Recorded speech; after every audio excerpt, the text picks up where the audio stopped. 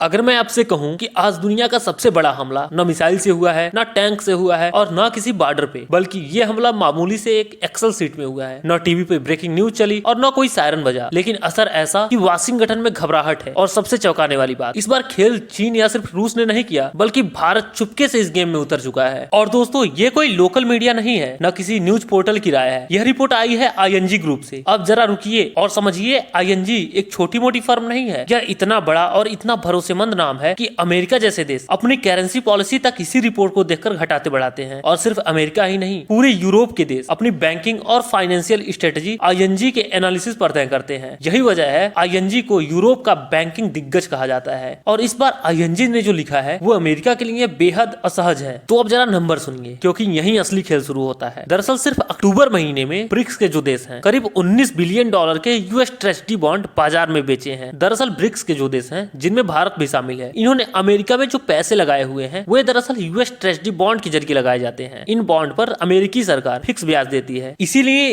दशकों तक इन्हें दुनिया का सबसे सुरक्षित निवेश माना जाता है। ब्रिक्स देशों ने इन्हीं बॉन्ड को बेचना शुरू कर दिया, यानी अमेरिका में अपनी होल्डिंग कम कर दी। और दोस्तों, ये सिर्फ नॉर्मल इन्वेस्टमेंट डिसीजन नहीं है, यह सिर्फ पैसा निकलना नहीं है, यह भरोसा निकलना है। क्योंकि जब देश जिसे कल तक सबसे सुरक्षित मानते थे, आज उसी सिस्टम से चुपचाप बाहर निकलने लगे, तो इसका मतलब साफ है, अमेरिका पर अब पहले जैसा भरोसा नहीं रहा। और जियोपॉलिटिक्स में जब भरोसा निकल जाता है तो सिस्टम अपने आप हिलने लगता है। अब तक दुनिया यही मानती थी कि US ट्रेजरी बॉन्ड से बाहर निकलने का खेल सिर्फ चीन ही कर सकता है, लेकिन अक्टूबर महीने में जो डाटा आया है उसने पूरी दुनिया की सोच बदल दी है। जी हाँ, भारत ने चीन से ज्यादा US ट्रेजरी बॉन्ड बेचे हैं। और यह बात न राजनीतिक बयान है, न सोशल मीडिया का दावा, यह US गवर्नमेंट का ऑफिशियल डाटा है। और भारत ही नहीं, बाकी देश भी ऐसा क्यों सोच रहे हैं, इसका जवाब सिर्फ एक सच्चाई में छुपा हुआ है। दरअसल इस तस्वीर को देखिए, आज अमेरिका पर करीब $36 ट्रिलियन का कर्ज है। और इस कर्ज का सिर्फ ब्याज चुकाने में अमेरिका हर साल लगभग $1.2 ट्रिलियन खर्च कर देता है। यानी स्थिति तो ये है कि पुराने कर्ज को चुकाने के लिए नए कर्ज ले रहे हैं। जो देश उधार लेकर अपने ब्याज को चुका रहा हो, उस देश पर आंख बंद करके भरोसा करना आने वाले समय में कितना जोखिम भरा हो सकता है। और इसी जोखिम को कम करने के लिए जो भारत की सेंट्रल बैंक है वह रिकॉर्ड तोड़ सोना खरीद रही है। अब सबसे बड़ा सवाल यही उठता है कि क्या यह सब डॉलर डीमोनेटाइजेशन की प्रक्रिया है। और ध्यान दीजिए दोस्तों, डीमोनेटाइजेशन का मतलब अमेरिका के खिलाफ नारे लगाना नहीं। इसका मतलब है बिना किसी टकराव के, बिना किसी बयानबाजी के अमेरिकी डॉलर पर निर्भरता को धीरे धीरे कम करना। यानी जंग मैदान में नहीं लड़ी जा रही है, जंग निर्भरता पर लड़ी जा रही है। यहाँ भारत का खेल बहुत समझदारी भरा है। RBI नहीं चाहती है कि रुपया अचानक गिरे, इसीलिए जरूरत पड़ने पे इंडिया US बॉन्ड बेचता है और मार्केट में डॉलर डालता है, जिससे फायदा ये होता है कि जो डॉलर की डिपेंडेंसी है वो कम होती है और रुपया स्टेबल रहता है। मतलब साफ है कि पूरी दुनिया अब गोल्ड रिजर्व की तरफ शिफ्ट हो रही है, जो सबसे सेफ माना जाता है। लेकिन इसका मतलब ये नहीं कि डॉलर खत्म हो चुका है। डॉलर आज भी जिंदा है, लेकिन अब